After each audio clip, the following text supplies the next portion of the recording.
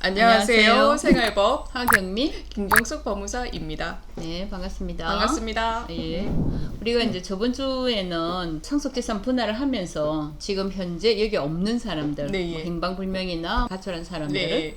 있을 경우에 어떻게 해야 될지 그걸 좀 알아봤잖아요. 네. 그럼 오늘은 이게 상속인들이 현재 같이 거주하고 있기는 한데 약간 뭐 지적으로나 인지장애가 있어서 좀 문제가 있을 경우에 네. 법적으로 어떻게 이제 풀어나갈 수 네. 있을지 그에 대해서 한번 이야기를 나눠보도록 하죠. 네. 예, 예. 이제 이런 경우에 우리가 가정법을 통해서 네, 이제 예. 후견인을 선임해서 진행하는 성녀후견 제도라는 게 있거든요. 네네네. 예, 성녀후견 제도는 2013년 7월 1일부터 시행됐던 제도예요. 그 전에는 우리가 흔히 잘 알고 있듯이 뭐 금지산자라든지 네네. 한정치산자 그런 선고를 받아가지고 법률 행위에 대해서 그 사람들이 한 행위에 대해서 취소하거나 네네. 무효로 할 수 있는 어떻게 보면 의사 무능력자를 대상으로 했던 그런 제도였다 하면 네네네. 이분들 같은 경우에는 본인의 의사와 무관하게 네. 선고가 떨어지게 되면 이제 법률 행위를 거의 이제 제한을 받거든요. 네네. 그래서 이건 좀 너무 과하다 싶어서 우리가 2013년도에 이제 시행되기 시작했던 게 성녀 후견인이 이제 도입돼서 진행이 네네. 되는데요. 성녀 후견 제도라는 거는 우리가 민법에 이제 세 가지로 나뉘어서 이제 네. 분류가 되어 있는 건데 보통의 경우에는 정신적 제약으로 인해서 사무 처리가 거의 이제 불능에 가까운 사람들, 네네. 지속적으로 결여되어 있는 사람들은 성녀 후견을 선임을 하고 보통의 경우에는 중증 치매라든지 뇌경색이라든지 뇌졸중이라든지 그런 경우에는 본인의 이제 의사와 무관하게 병원에 입원을 하거나 이제 의사 능력을 하지 못하는 분들 그런 분들에 대해 시행되고 있는 것이 성녀 후견인이고요. 네.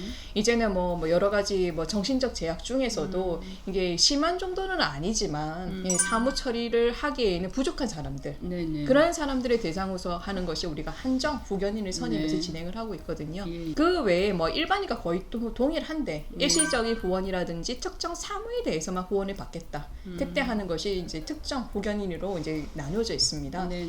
근데 이 세 가지 같은 경우는 정신적인 그런 정도에 따라서 예를 들어서 민법에서 얘기하는 거는 뭐 9조, 10조, 11조에서는 네네. 성녀 후견인이라 해가지고 질병, 장애, 네. 요령, 기타 뭐 이런 것으로 인해서 정신적 제약으로 인해서 그런 사무 처리가 지속적으로 결여되어 있는 경우 그리고 이제 한정 후견 같은 경우에는 12, 13, 14조로 이제 네네. 규정이 되어 있거든요. 그럴 네. 경우에는 정신적인 제약으로 인해서 이제 일반 사무를 처리하기 부족한 사람들 그런 사람 뭐 우리가 과도하게 우리가 도박이라든지 네. 알코올 중독이라든지 뭐 낭비병이 심한 사람들 있잖아요. 네. 그런 사람들을 대상으로 해서 본인의 동의를 받아서 진행하는 네네. 것이 한정 후견인이 예. 있습니다. 그래서 이렇게 세 가지로 나뉘어져 있는데 이분들의 이제 후견으로 선임되어 있는 사람들은 이분들 그 전에 있는 금지산이나 아니면 한정치산자와 다르게 본인의 의사를 존중을 하고 또 그분들의 재산 관리나 시장 보호 절차에 그 대리로서 행동을 하고 있죠. 네. 그럼 이게 뭐 법적인 절차는 어떤 식으로 진행이 되는 거예요? 보통은 후견을 받는 사람은 피후견인이라고 네, 하잖아요. 네. 그러니까 피후견의 거주지 관할 가정법원에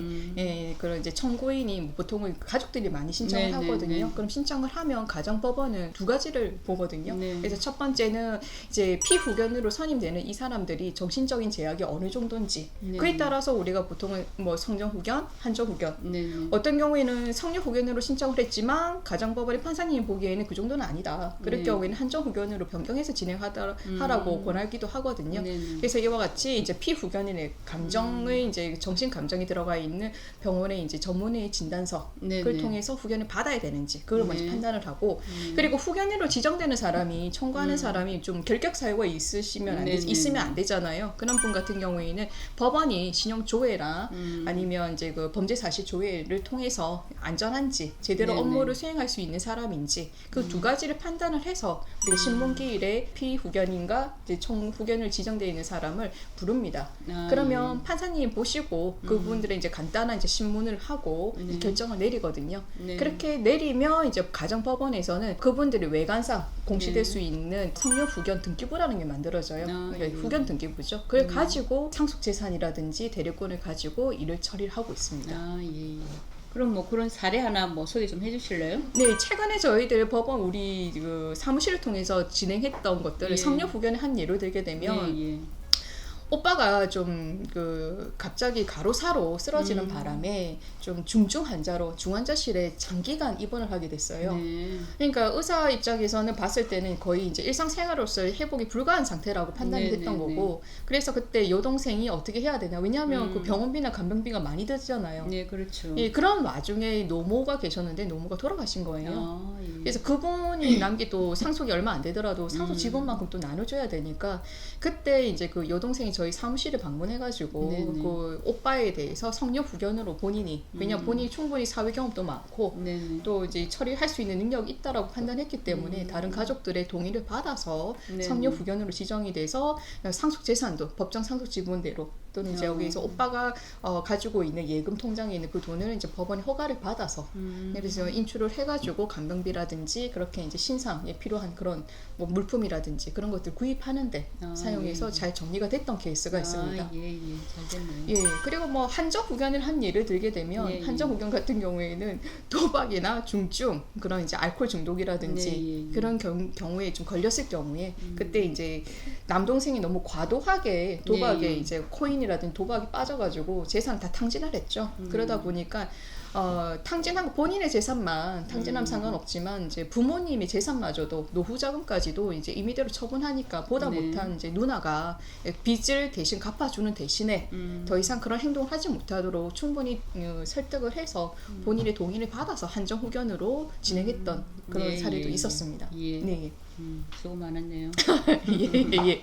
근데 지금 제가 말씀드리는 거는 이제 상속인들 중에 일부가 정신적 제약이 있어가지고 이제 후견인을 선정을 해가지고 재산을 이제 어느 정도 안분해서 어떻게든 협의를 해서 진행이 되잖아요. 네네네. 그런데 본인은 상속인인데 본인이 생각하는 상속 지분이 다 받지 못하는 경우도 있을 거 아니에요. 네, 그렇죠. 뭐 또는 뭐 자기가 오히려 뭐 누락되는 경우도 있을 거 아니에요. 네네네. 그런 부분에 대해서도 어느 정도 법원에서는 좀 정리를 해주는 걸로 알고 있는데요. 네, 예. 뭐 그게 이제 우리가 유류분 제도라고 볼 수가 있겠죠. 내 재산이기 때문에 네. 내가 유언으로 내가 죽기 전에 그렇죠. 다 처분할 수 있다. 뭐 이런 자유는 누구한테나 있겠죠. 그렇죠. 예. 근데 이제 너무 본인의 자유를 갖다 마음대로 이렇게 누리게 되면 솔직히 상속인으로서는 생활에 좀 보장되기 어려운 그렇죠. 그런 이제 뭐 불합리한 일이 생길 수 있기 때문에 그걸 이제 법적으로 제한을 했다 이렇게 생각하시면 될 거예요. 충분히 이해가 돼요. 같은 자식인데 네네. 뭐 아들이라는 이유 때문에 뭐 그렇죠. 오빠에게 옛날에 그런 경우 모든 참 재산을 많았죠. 주고 예. 실질적으로 오빠가 공부할 수 있게끔 여동생이 다 뒷바라지하는 경우도 그렇죠. 있잖아요. 근데 예. 막상 부모의 재산은 오빠가 다 가지고 그렇죠. 여동생은 완전히 거의 이제 배제되어 있는 경우, 그럴 때는 정말 억울하겠죠. 그렇죠. 근데 과거에는 그게 뭐 그냥 다 받아들였는데 요즘은 법적으로 자기 권리를 찾는 사람들이 꽤 그렇죠. 많아요. 그렇죠. 예. 그러니까 유류분이라는 거는 상속인의 범위가 있잖아요. 네. 이게 뭐 배우자, 직계비속, 직계존속, 형제자매, 반계혈적 이렇게 네. 돼 있잖아요. 그 중에 반계혈적은 빼고 형제자매까지 이런 분들이 자기 그 법정 지분의 그러니까 배우자와 직계비속은 2분의 1, 네. 그 다음에 직계존속과 형제자매는 3분의 1 이렇게 딱 정해진 게 유류분이라 보시면 돼요. 그러면 자기 유류분을 이제 어느 정도 권리를 찾으려 하면 자기가 얼마만큼의 재산이 있는지 모를 수도 있잖아요. 그렇죠. 그걸 이제 찾아야 되는데 그게 뭐 그래서 법원에서는 그거에 대해서 뭐 어느 정도 뭐 대응을 해주나요? 우리가 청구하지 않으면 법원에서 알아서 해줄 그렇죠. 일은 없죠. 예. 그래서 이게 상속재산 분할 청구를 네. 같이 하죠. 상속재산 분할 심판 청구 네. 그걸 갖다가 가정법원에 모든 이제 상속인들을 대상으로 이제 청구를 하잖아요. 그리고 이제 법원을 통해서 이 피상속인의 이제 돌아가신 분의 재산을 갖다 하나하나 찾아내는 방법이 있어요. 쉽지 않을 것 같은데요. 그렇죠. 부동산의 경우에는 지방세, 그거 납세 증명 같은 거 있죠. 그걸 이제 돌아가신 분의 이제 그걸 통해 가지고 하나하나 흔적을 찾아가는 거죠. 그러네요. 지방세 예. 납세 증명서 같은 경우는 예전에 자기가 소유하고 있는 부동산이라든지 아니면 차량 그렇죠. 같은 거 있으면 다 내야 되잖아요. 예. 그렇게 그런 보면 걸 이제 다 해보고 그다음에 세금은 이제 다 내요. 세금은. 예금 같은 거, 그다음에 입출금 예. 뭐 내역 같은 거 네. 이런 거 확인해가지고 하나하나 이제 조사를 해볼 수 있는 거죠. 근데 이게 유류분이 네. 아시다시피 뭐 소멸시효가 있잖아요. 그렇죠. 그러니까 예. 상속 개시가 있을 때 있고 그다음에 정려나 유전이 있는 걸 안 때로부터 1년이거든요. 1년은 금세 지나가지 그렇죠. 않습니까? 1년 금방 예. 지나가죠. 그리고 상속 개시가 있은 날로부터 10년 이렇게 이제 소멸시효가 완성이 되기 때문에 그 전에 하기 위해서는 상속재산 분할 심판 청구하고 같이 동시에 하는 경우가 꽤 많아요. 그러네요. 자기의 권리를 찾고 싶다 하더라도 1년하고 네, 10년이 시간이 지나가 버리면 할 수가 없기 때문에 분할 심판 한더라도 또 유류분 청구를 해가지고 이렇게 같이 병행하는 경우가 많아요. 그러면 1년과 10년 중에 예를 들어서 1년은 지났지만 10년이 지나지 않았으면 청구가 가능한가요? 아니요. 이 둘 중에서 먼저 도래하는 게 시효가 완성된다고 생각하시면 돼요. 상속인들은 눈에 진짜 크게 뜨고 자기 네, 것이 그렇죠. 있는지 없는지 봐야 네, 되겠네요. 예, 과거에는 뭐 그냥 이게 아버님 뭐 부모님이 하라는 대로 그렇겠지만 요즘은 자기 권리를 찾기 위해서 쉽지 여러 않죠. 가지로 네. 예, 뭐 활용을 많이 하죠. 네. 그러면 이거는 그 우리가 이때까지 여러 가지 했던 거를 가정법원에다가 신청을 했잖아요. 예, 예. 그러면 유류분 청구도 그러면 같이 상속이니까 가정법원에다가 청구를 하면 되나요?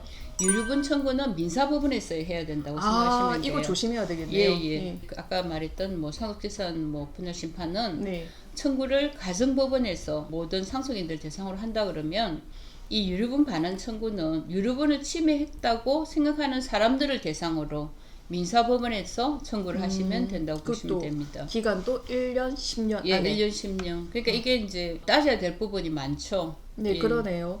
그렇게 보게 되면 이거는 뭐 일반인들이 본인이 그걸 본인은 권리를 할 수가 없죠, 없겠네요. 아무래도. 그러니까 예, 우리 예. 같은 그런 법률 전문가를 통해서 그렇죠. 도움을 예, 받아서 예. 진행하는 게 훨씬 더 나을 수도 있다고 생각할 수 생각되네요. 있는 게 아니라 그렇게 해야만 되는 예, 여러분 한다고 오세요, 보시면 오세요, 돼요. 오세요.